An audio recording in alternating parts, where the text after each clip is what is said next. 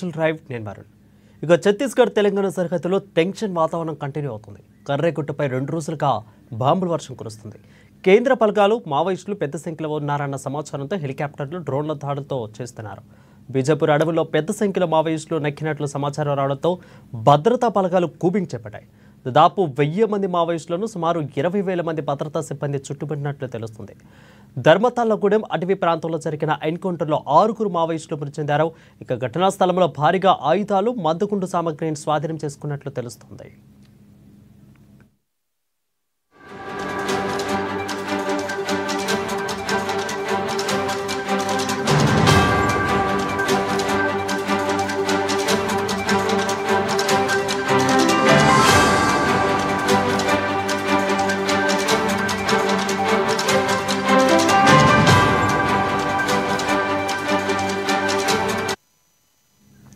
ఇక బీజాపూర్ జిల్లా ఉసూరు police station పరిధిలో వచ్చే కర్రెగుట్టల కేంద్రంగా అగ్రనేతలు మావోయిస్టులు పెద్ద సంఖ్యలో ఉన్నారనే సమాచారంతో కేంద్ర పారామిలిటరీ బలగాల నేతృత్వంలో ఈ ఆపరేషన్ చేపట్టారు. కర్రెగుట్టలో దాదాపు 1000 మంది మావోయిస్టులు దాగి ఉన్నట్లు సమాచారం. అగ్రనేత హిట్మాన్ నేతృత్వంలో వీరంతా అక్కడకు చేరుకున్నట్లు తెలుస్తుంది. వీరిలో కమాండర్ స్థాయి నేతలు, మావోయిస్టులు, అగ్రనాయకులు ఉన్నట్లు నిఘా వర్గాల నుంచి సమాచారం వచ్చింది. దీంతో ఈ ప్రాంతంలో కూబింగ్ ఆపరేషన్ చేపట్టారు. భీమవరంపాడు, పూచారి, కాంకేరు, పామేడు అటవీ ప్రాంతంలో కాల్పులు మోతమోగుతుంది. కూబింగ్ నేపథ్యంలో కర్రెగుట్ట దండకారణ్యంలోని పలు గ్రామాలకు రాకపోకలను నిలిపివేశారు. 2 రోజులుగా ఈ కూబింగ్ కొనసాగుతుంది. మందు పాత్రలు అమర్చామని ఇప్పటికే మావోయిస్టులు లేఖల ద్వారా ప్రకటించారు. ప్రజలు ఎవ్వరూ కూడా అటవీ ప్రాంతాల్లోకి రావద్దని హెచ్చరించారు. ఇక దీంతో గాలింపు అత్యంత అప్రమత్తంగా కొనసాగుతుంది. కర్రెగుట్ట ఏరియాను కలిపే గ్రామాలకు రాకపోకలు సైతం బలగాలు నిలిపివేశాయి. మరోవైపు మావోయిస్టులతో శాంతి భద్రతలు చర్యలు జరపాలంటూ పౌర హక్కుల నేతలు కాల్పులను తక్షణం ఆపివేయాలని డిమాండ్ చేస్తున్నారు. ఇక తాజా పరిణామాలతో ఏజెన్సీ గ్రామాల్లో భయానక వాతావరణం నెలకొంది.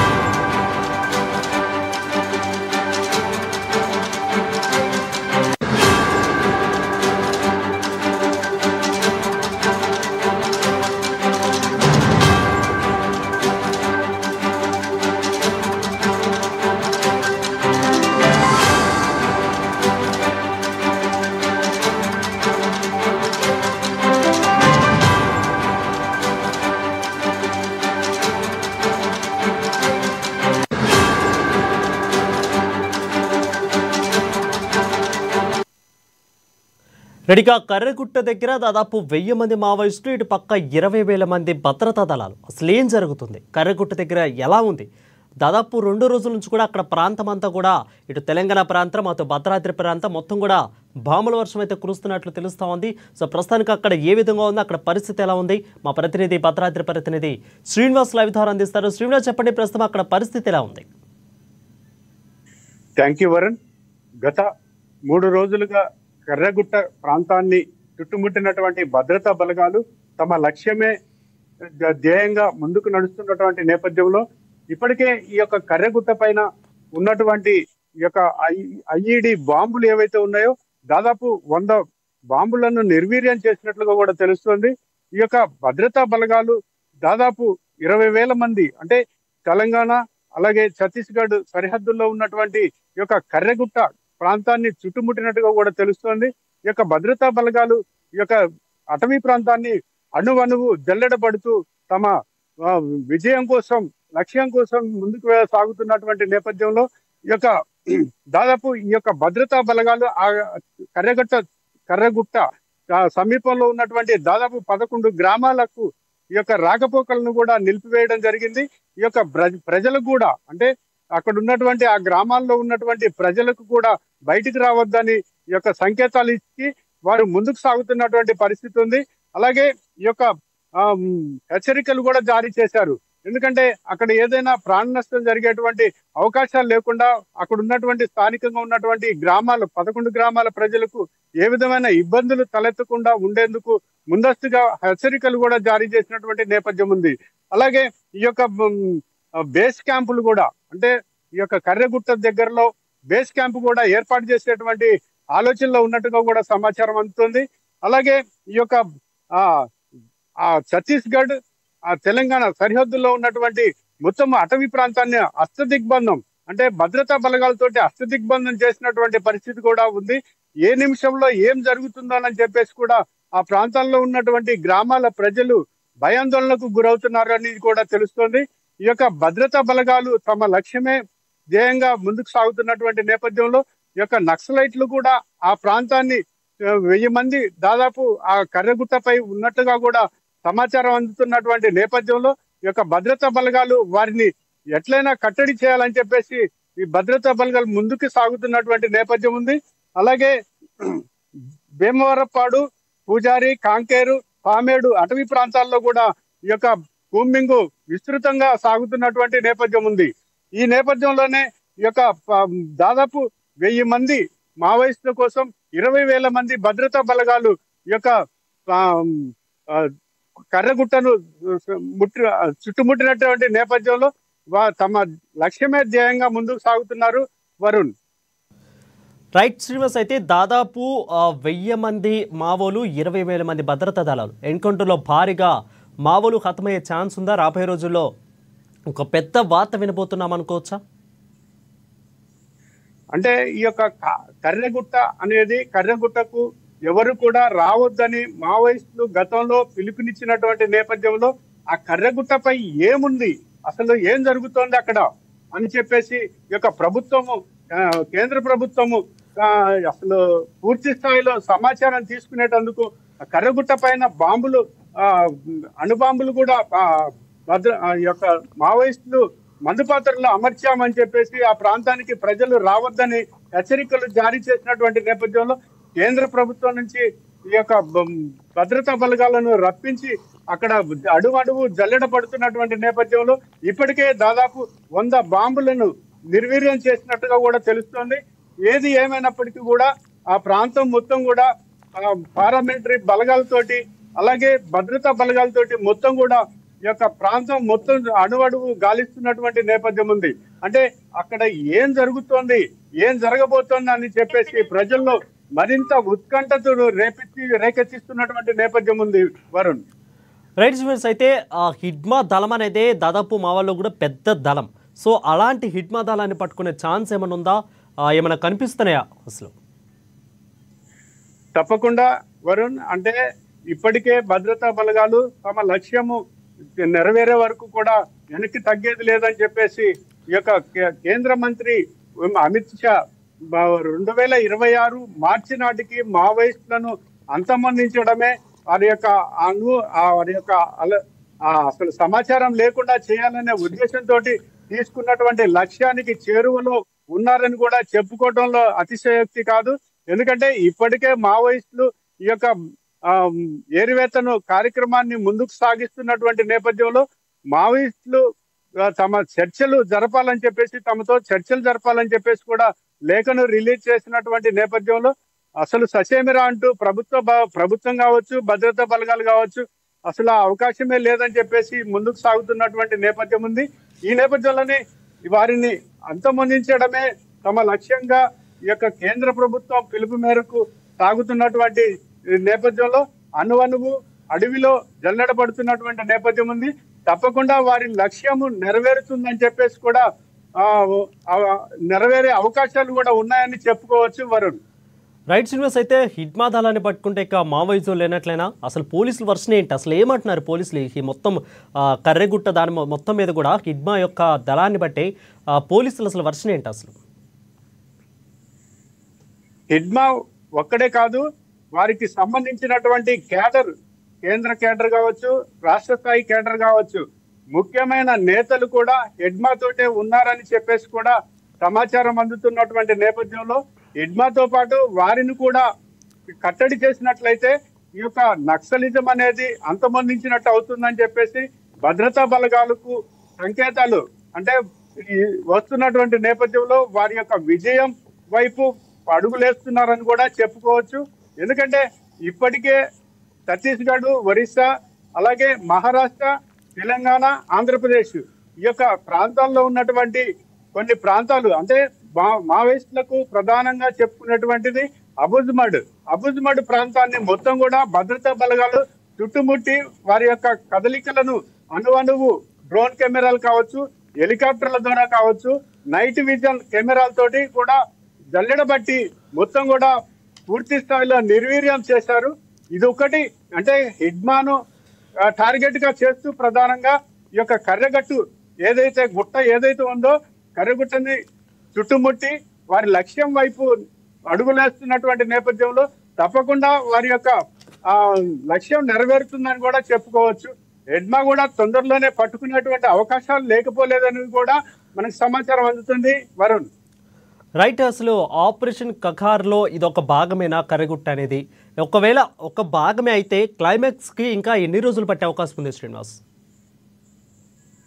అంటే ఈ యొక్క ఎడ్మాని టార్గెట్ గా ప్రధానంగా చేసుకొని కర్రెగుట్టకు ఎందుకు వెళ్ళొద్దు, కర్రెగుట్ట పైనే ఈ యొక్క హిడ్మా ఉన్నాడు, హిడ్మాతో పాటు ప్రధాన నాయకులు కూడా ఉన్నారు, ఈ యొక్క ప్రధానమైనటువంటి కేంద్ర కేడర్ కు చెందినటువంటి వాళ్ళు ఉన్నారు అని చెప్పేసి కేంద్రానికి ఇంటెలిజెన్స్ సమాచారం మేరకు ఈ యొక్క కర్రెగుట్ట ఏదైతే ఉందో దాన్ని చుట్టుముట్టినటువంటి నేపథ్యంలో ఆ ప్రాంతంలో వారికి కావలసినటువంటి అంటే వేసవి కాలం కావడంతో వారికి కావలసినటువంటి ఆ వస్తువులు తినుబండారాలు కావచ్చు, తాగునీరు కావచ్చు అన్ని కూడా హెలికాప్టర్ల ద్వారా అక్కడికి సమకూర్చుకుంటూ ఈ యొక్క లక్ష్యాన్ని నెరవేర్చుకునేందుకు ముందుకు రాగుతున్నటువంటి నేపథ్యంలో ఈ యొక్క కర్రెగుట్టని ఉన్నటువంటి ఏదైతే లక్ష్యం నెరవేర్చడానికి హిడ్మాని పట్టుకోవడానికి ముందుకు సాగుతున్నటువంటి నేపథ్యంలో తప్పకుండా వారి యొక్క లక్ష్యం నెరవేరుతుందని చెప్పేసి కూడా ప్రజల నుంచి ప్రభుత్వం నుంచి కూడా సంకేతాలు వస్తున్నటువంటి నేపథ్యంలో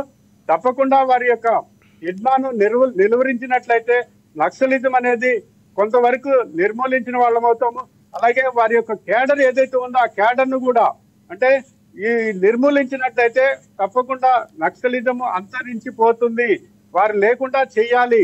తప్పకుండా 2026 మార్చికి మన లక్ష్యము నెరవేరుతుందని చెప్పేసి కూడా ప్రభుత్వం అంచనాలు ఇస్తున్నటువంటి నేపథ్యంలో ఈ యొక్క వేసవి కాలం కావడంతో వేసవి కాలం భద్రతా బలగాలు అడవులను జల్లెడబడుతున్నటువంటి నేపథ్యంలో వారికి కూడా దాదాపు 15 మంది వరకు ఈ యొక్క భద్రతా బలగాలకు వేసవి తాపం తగిలిందని చెప్పేసి కూడా తెలుస్తోంది.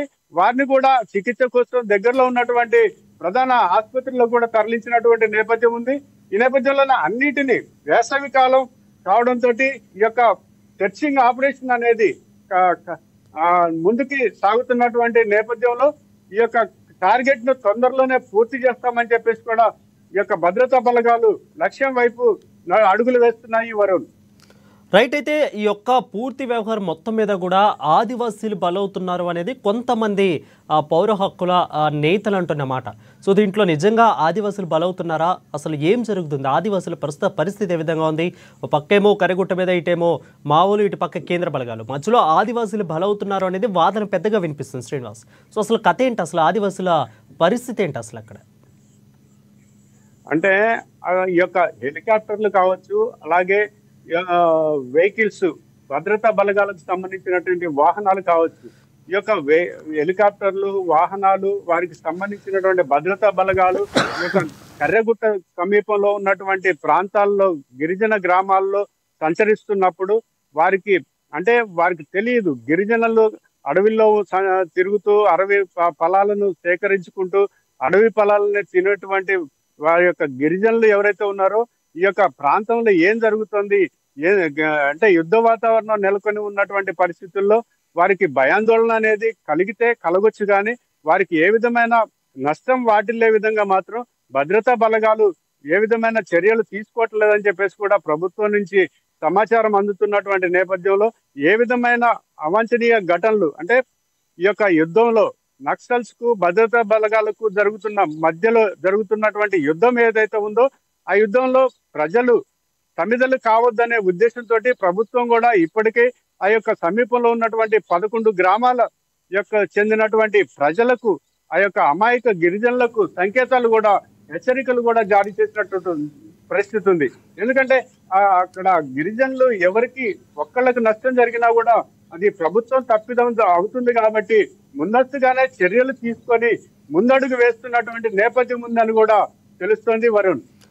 రైట్. అయితే చంద్రశేఖర్ దాదాపు కూడా ఐజీ చంద్రశేఖర్ రెడ్డి అయితే ఒక మాట అయితే చెప్పారు. దాదాపు దీంట్లో కేంద్ర బలగాలు మాత్రమే ఉన్నాయి, రాష్ట్ర బలగాల్ని ఇన్వాల్వ్ చేయలేదు, రాష్ట్ర తరపు నుంచి అయితే సమాచారం రాలేదు అంటూ కూడా ఐజీ చంద్రశేఖర్ రెడ్డి అయితే చెప్తున్నారు.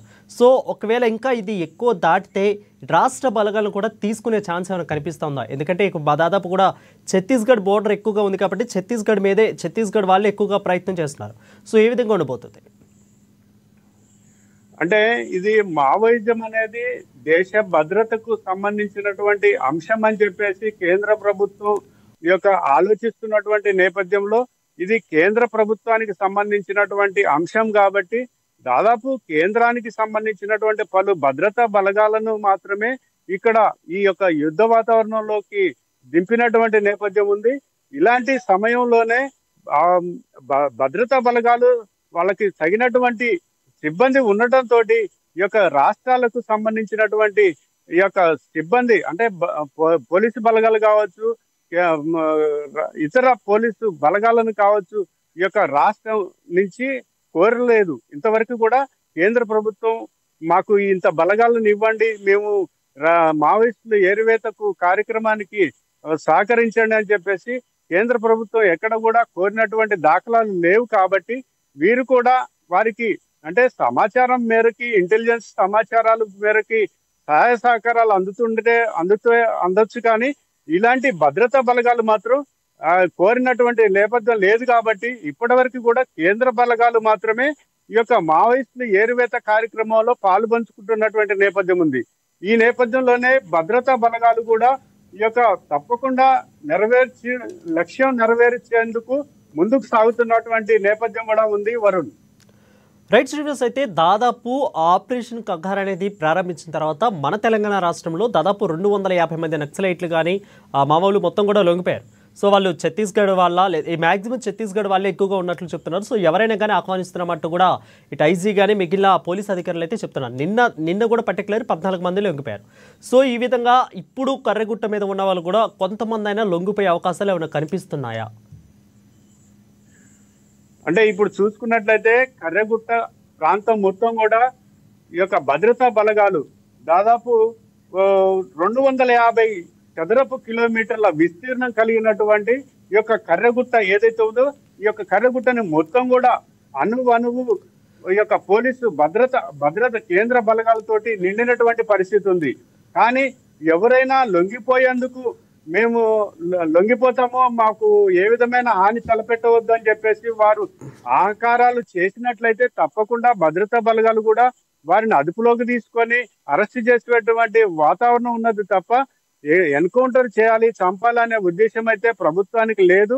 ఎవరైనా లొంగిపోతే ఏ రాష్ట్రం వారైనా ఏ రాష్ట్రంలోనైనా లొంగిపోవచ్చు అనేటువంటిది కూడా గత 2 రోజుల క్రితం రాష్ట్ర పోలీసులు కూడా ఇచ్చినటువంటి సమాచారం మేరకు ఎక్కడైనా లొంగిపోవచ్చు, ఎవరైనా లొంగిపోవచ్చు, మావోయిస్టులు ఏ పోలీసులకైనా లొంగిపోవచ్చు అని చెప్పేసి పిలుపునిచ్చినటువంటి నేపథ్యంలో ఇక్కడ కర్రెగుట్ట ప్రాంతంలో ఏ విధమైనటువంటి గ్రామాలకు ప్రజలకు అవాంఛనీయ సంఘటనలు జరగకుండా భద్రతా బలగాలు మాత్రం ముందుకు సాగుతున్నటువంటి పరిస్థితి ఉంది. అలాగే కర్రెగుట్ట మీద అసలు మావోయిస్టులు ఉన్నారా లేరా, ఎందుకు ఆ యొక్క కర్రెగుట్టను ప్రజలు రావద్దు అని చెప్పేసి మావోయిస్టులు గతంలో ఎందుకు లేఖ రిలీజ్ చేశారు అనేదే ఒక లక్ష్యంగా చేపట్టుకొని దాన్ని ఛేదించాలనే ఒక ఆలోచనతోటి ముందుకు సాగుతున్నటువంటి నేపథ్యంలో ఇంతవరకు కూడా ఐఈడి బాంబులు దాదాపు 100 వరకు నిర్వీర్యం చేశారని చెప్పేసి కూడా సమాచారం అందుతుంది వరుణ్. అయితే దాదాపు కూడా పౌర హక్కుల నేతలు ఏమంటున్నారంటే వాళ్ళతో శాంతి చర్చలు జరపండి, దాదాపు 1000 మంది ఉన్నారు, లొంగిపోతారంటూ కూడా చెప్తున్నారు. వాళ్ళ పక్క ఇంకో వర్షన్ ఏంటంటే ఆదివాసులు బలవుతున్నారని. సో 2 వర్షన్స్ మీద కేంద్రం ఏమన్నా వాళ్ళతో శాంతి భద్రతలు చర్చలు జరిపే అవకాశం ఏమైనా కనిపిస్తున్నాయా, లేదంటే ఇక క్లైమాక్స్కి చేరబోతుందా? అంటే మనకు తెలిసినంత వరకు, అంటే ఇప్పటి వరకు జరిగినటువంటి ఆపరేషన్ ఖగార్ ఏదైతే ఉందో, ఖగారు స్టార్ట్ అయిన తర్వాత గత కొద్ది రోజుల క్రితం మావోయిస్టులు మేము ప్రభుత్వంతో చర్చలకు సిద్ధంగా ఉన్నాము, మేము గన్ డౌన్ చేస్తామని చెప్పేసి తెలియజేసినటువంటి నేపథ్యంలో మేము ఈ స్థాయిలో ఆపరేషన్ ఖగార్ మొదలు పెట్టిన తర్వాత కంటే ముందు ఏదైనా ఇచ్చినట్లయితే మేము చర్చలకు సిద్ధమని సమాచారం ఇచ్చినట్లయితే దాన్ని దృష్టిలో పెట్టుకునేటువంటి అవకాశం ఉండేది. లేకపోతే ఇప్పుడు మేము పూర్తి స్థాయిలో ఈ యొక్క యుద్ధం స్టార్ట్ అయిన తర్వాత మీరు ఇవ్వడం అనేది అది సమంజసం కాదు, మా లక్ష్యం వైపు మేము వెళ్తాం కానీ మీకు తలగ్గే పరిస్థితి లేదన్నట్టుగా ఈ యొక్క ప్రభుత్వం, కేంద్ర ప్రభుత్వం ముందుకు వెళ్తున్నటువంటి నేపథ్యం ఉందని కూడా తెలుస్తోంది. ఈ నేపథ్యంలోనే తప్పకుండా తమ లక్ష్యము నెరవేర్చుకునేందుకు భద్రతా బలగాలు కావచ్చు, కేంద్ర ప్రభుత్వం కావచ్చు ముందుకు సాగుతున్నటువంటి నేపథ్యంలో ఛత్తీస్గఢ్ అలాగే అబుజ్మడ్ కొన్ని ప్రాంతాలను ఇప్పటికే ఆ యొక్క ఎడ్మా సొంత ఊర్లో అంటే అడవిలో అబుజ్మడ్ లో ఉన్నటువంటి ఆ నివాసాన్ని కూడా స్వాధీనం చేసుకొని బేస్ క్యాంపులు అక్కడ ఏర్పాటు చేసుకున్నట్లుగా ఇక్కడ కూడా అంటే కర్రెగుట్ట ప్రాంతంలో కూడా బేస్ క్యాంపులు ఏర్పాటు చేసేందుకు సన్నద్ధం అవుతున్నట్టుగా కూడా భద్రతా బలగాలు మనకి సమాచారం అందుతుంది. ఈ నేపథ్యంలోనే తప్పనిసరిగా ఎడ్మాని పట్టుకుంటాం, అంతమందిస్తాము, వాళ్ళని మావోయిజం అనేది లేకుండా చేస్తామని చెప్పేసి ఈ యొక్క భద్రతా బలగాలు ముందుకు సాగుతున్నటువంటి నేపథ్యం ఉంది. ఈ సందర్భంలోనే ఎక్కడ అంటే అడవుల్లో ఉండేటువంటి గిరిజనులకు మాత్రం ఏ విధమైన ఇబ్బంది కలగకుండా వారి జీవనానికి అంటే ఏ విధమైనటువంటి అసౌకర్యం కలగకుండా చూసేందుకు కూడా ప్రభుత్వము చర్యలు తీసుకున్నట్టుగా తెలుస్తోంది. వరుణ్, రైట్ శ్రీనివాస్, అయితే ఒక పక్క 2 నిమిషాలకు ఒకసారి బాంబు పిల్లులు అయితే వినిపిస్తున్నట్లు దగ్గర ఉన్న వాళ్ళందరూ కూడా చెప్తున్నారు. సో మీడియాను సైతం కూడా ఆ ఏరియాలోకి అనుమతించట్లేదు. సో అంటే ఆ డ్రోన్లు కూడా బాగా వెగురుతున్నాయి. ఇటు పక్క కేంద్ర బలగాలయా లేదంటే మావోయిస్టులే కూడా తెలియని పరిస్థితి అక్కడ కరిగుట్టలు నెలకొంది. ఇంకో పక్క చూస్తేనేమో అటు భారతదేశానికి పైగానేమో టెర్రరిజం, కింద మన సౌత్లోకి వచ్చేసరికినేమో ఇక మావోయిస్టులు. అసలు భారతదేశంలో అసలు ఏం జరుగుతుంది? ప్రజలకి బిక్కుమనే బ్రతికే పరిస్థితి వచ్చింది అనుకోవచ్చా? అంటే చరిత్రలో ఇంతవరకు ఎప్పుడు ఏనాడు ఏ ప్రభుత్వము ఆ గతంలో చేపట్టినటువంటి ఈ యొక్క పరిస్థితి భయాందోళనకరంగా ఉందని చెప్పేసి కూడా ప్రజల నుంచి అంటే ఆ ప్రాంతంలో ఉండేటువంటి ప్రజల నుంచి వస్తున్నటువంటి నేపథ్యంలో ఇది చరిత్రలో నిలిచిపోయేటువంటి ఘట్టంగా ఈ యొక్క ప్రభుత్వము తీసుకున్నటువంటి ఆపరేషన్ ఖగార్ లో భాగంగా మావోయిస్టుల ఏరివేత లక్ష్యంగా పెట్టుకున్నటువంటి ఈ యొక్క యుద్ధ వాతావరణం ఆ యొక్క గిరిజన గ్రామాలలో నెలకొన్నదని కూడా చెప్పుకోవచ్చు. ఎందుకంటే ఈ యొక్క ఛత్తీస్గఢ్, ఒరిస్సా, అలాగే మహారాష్ట్ర, ఆంధ్రప్రదేశ్, తెలంగాణ ఈ 5 రాష్ట్రాల నడుమ ఉన్నటువంటి దట్టమైన అబుజ్మడ్ అడవులు అంటే చిట్టడవులు ఉన్నటువంటి నేపథ్యంలో ఈ అడవులను తప్పకుండా ప్రభుత్వం నక్సలిజం పాలించేటువంటి అడవులు కాకూడదు, ప్రభుత్వం పాలించేటువంటి ఈ యొక్క అడవులుగా ఉండాలి తప్ప గిరిజన గ్రామాలకు రోడ్ల సౌకర్యం, తాగునీటి సౌకర్యం, విద్యుత్తు, అలాగే ఆ యొక్క గిరిజనులకు అడవుల్లో ఉండేటువంటి గిరిజనులకు విద్య వసతి కల్పించడమే లక్ష్యంగా కేంద్ర ప్రభుత్వం వేస్తున్నటువంటి అడుగులు ఏవైతే ఉన్నాయో తప్పనిసరిగా అంటే ఇప్పటికే ఈ యొక్క ఛత్తీస్గఢ్ రాష్ట్రంలో ఉన్నటువంటి అటవీ ప్రాంతాల్లో బేస్ క్యాంపులు ఏర్పాటు చేసి కొంత అంటే వాటికి కావలసినటువంటి రహదారులు ఏర్పాటు చేసుకొని ఆ యొక్క గిరిజన గ్రామాలకు రోడ్డు సౌకర్యం కావచ్చు, విద్యుత్ సౌకర్యం కావచ్చు, అలాగే తాగునీటి సౌకర్యం కావచ్చు, వాటికి కావలసినటువంటి ఆ యొక్క గిరిజన గ్రామాలకు ప్రజలకు కావలసినటువంటి మౌలిక వసతులను ఏర్పాటు చేస్తున్నటువంటి నేపథ్యంలో దీన్ని వారు కూడా స్వాగతిస్తున్నారు. గిరిజన గ్రామాలకు చెందినటువంటి ప్రజలు కూడా స్వాగతిస్తున్నారు. ఈ వాతావరణం ఈ యొక్క మిగతా ప్రాంతాల్లో కూడా అంటే అటవీ ప్రాంతాల్లో కూడా మిగతా గ్రామాలకు కూడా ఇలాంటి వసతులు కల్పించి వారి యొక్క జీవన విధానంలో మార్పు తీసుకురావాలి. మనతో పాటు వారు కూడా జీవనం సమానంగా ఉండాలని చెప్పేసి కేంద్ర ప్రభుత్వం తీసుకుంటున్నటువంటి ఈ యొక్క లక్ష్యానికి చేరువలో ఉందని కూడా చెప్పుకోవడంలో ఏ విధమైనటువంటి అనుమానం లేదని కూడా చెప్పుకోవచ్చు Varun. Right, thank you Srinivas for the clear updates.